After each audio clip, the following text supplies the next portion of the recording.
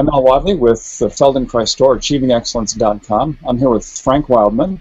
Frank is an internationally renowned Feldenkrais trainer, practitioner, and author. Frank's going to be in Boulder, Colorado in April 2015. He's going to be teaching his advanced training, The New Royal Road to the Unconscious. Frank, welcome. Welcome, Al. Good to be here. It's good to see you. It's been a long time. So tell me a little bit about the workshop. What can participants expect to get out of this workshop? Well, a lot of things. A couple of things that are, I think, of primary importance. The first one is to understand neuroplasticity in terms of learning and in terms of learning movement. I've been working with people on this kind of an issue, and I'm looking to write a book on it. But, right now I'm just doing courses to refine things and see what materials are useful in the world. So, but it would be useful materials for Feldenkrais practitioners in any case. It's possibly the most thorough way of being able to explain the method is in terms of neuroplasticity. And I think Miche would have really gone for that because he was way ahead of the curve. Which you can find in the case of Nora and other things that he's written. So in your description, you talk about neuroplasticity, you talk about the wet view, the dry view of the brain. Talk a little bit about that. How does that play into this workshop? Well, so it's just something to understand, and that is, everybody knows that most of the time we make analogies to the operations of our body to whatever is contemporary in the culture, often technologically present in the culture. So at one time the brain was talked about in terms of telephone wires in a telephone exchange, that kind of idea. And then of course the computer, and so now we're like a biocomputer. And those things are very dry because they're giving you an electrical view of the brain, which is critical to understand. Absolutely, to understand which parts of your brain function in certain ways, how they're wired together with other parts or not. And however, that is a very dry view because that's not how the brain actually works. Your brain sits in your head like a big sponge, and it pulses. It has its own rhythm. And as it's pulsing, it's secreting hormones, neurotransmitters, all kinds of things. 51 chemical compounds are secreted by the brain, and they keep finding more. In fact, that was a couple of years ago, so by now it's probably already higher.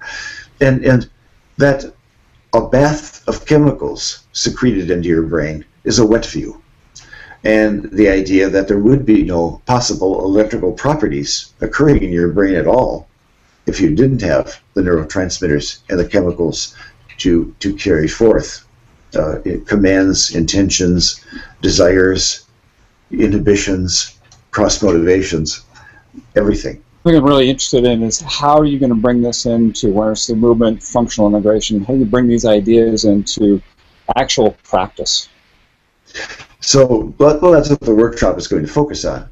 And what difference would it make, for example, if someone came to you with chronic pain or acute pain? How could you work differently with them if you understood a neuroplastic view of learning? For example, people come with pain. I mean, I've been doing this for 40-some years, and a lot of people have come with pain. But you could also teach people how to get out of pain. They have to not be therapized about it. They need to simply learn what makes them worse, what can they do physically, embodied in movement, and in actions of different kinds that make them worse and make them better. Can they learn both directions from their normal state of pain, and therefore can they learn to manage and control it better, or eliminate it completely? And yes, that can happen. It does happen a lot. So also in the workshop we will be talking about people who have traumatic brain injuries, suffered from traumatic distress. I might not go as far as going into returning soldiers in the veterans hospital scene, although that's group might talk about it a little bit. But there are a lot of people who simply have been either abused or traumatized in their life in all kinds of ways. And it's good to know what can we now do about it differently than we might have if we consider a wet view of the brain and neuroplasticity. So the other aspect I'm curious about is you talk about Freud. How does that come into this workshop? What's important about Freud, his ideas, and how do they tie into neuroplasticity and what we do in the Feldenkrais method?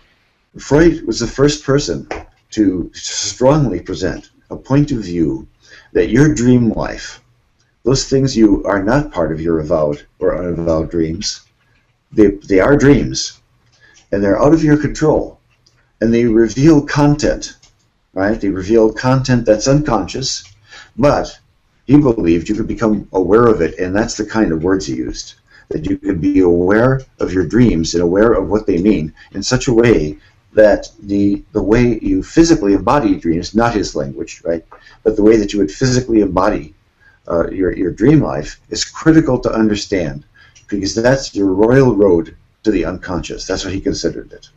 Those are his terms. Feldenkrais didn't like that idea. He had a different structure. And what he felt was if you talked to people and confronted them in any way, emotionally, or around their weakest issues, let's say their pain issues or whatever it might be, they're going to defend themselves. People don't want to be approached in certain avenues or certain roads into their body, and direct emotional is very difficult. So he thought sensation. People don't even know about their sensations. They don't even know that they're feeling them. They don't know how widespread they are, how different they could be. And every lesson is a new pattern of movement. We always talk about that. New movements, new ways to move, new options to move, those kinds of things. But also, it's new ways to sense. It's new ways to feel. And often that's left out a little bit too much.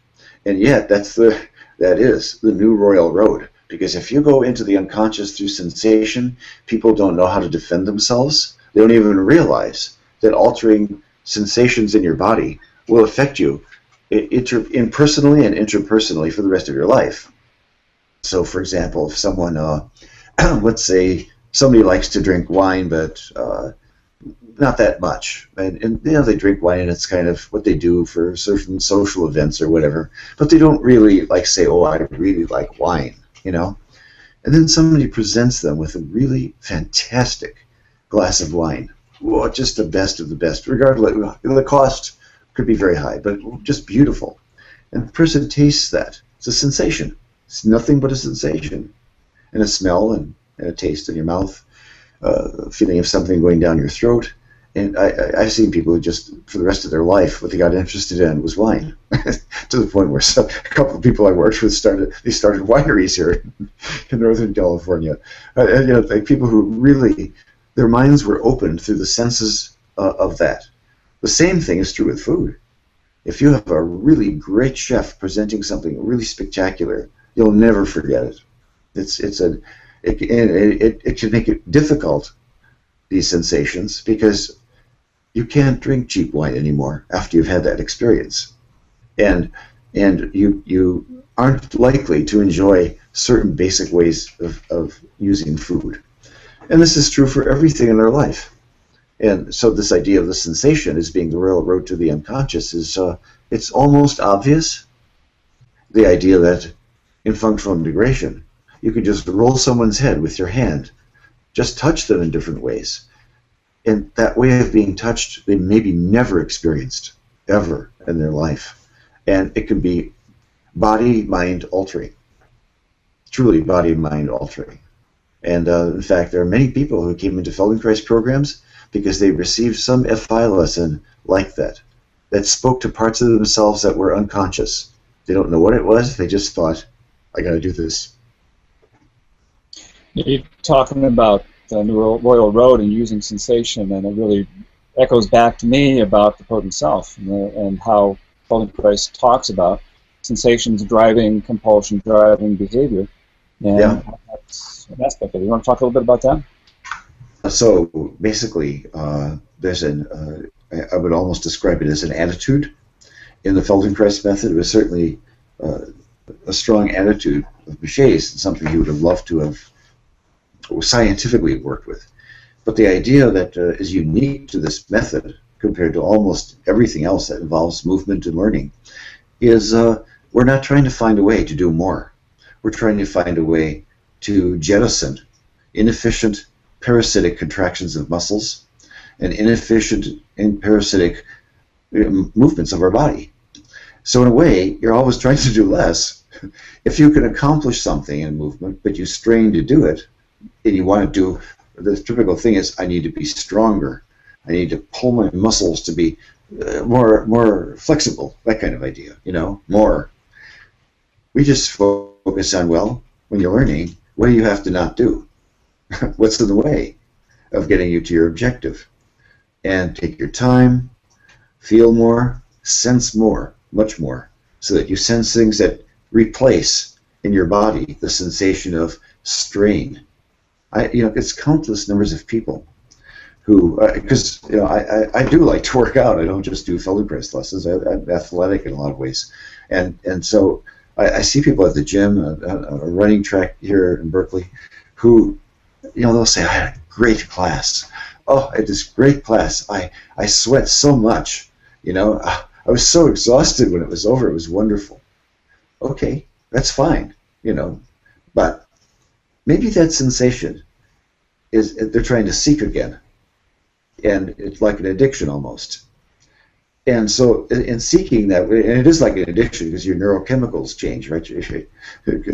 You're affecting your whole body, and the idea that you might come to a class and learn to accomplish more than you could by these heavy workouts, by just learning, rather than like practicing to be a robot of sorts. So, that is very unique in the Feldenkrais method, and it's a little understood idea, but I think it's a great selling point. The workshop, because I've like I mentioned, I've done this a couple of times in Stockholm and in Melbourne, Australia, and I think people are going to find it really interesting and very useful. And yeah, so I'm looking forward to doing it. It's a very fun thing to teach also. Okay, very good, Frank. It's good to see you again, and nice to chat with you. Thank you, Al. Bye. Take care.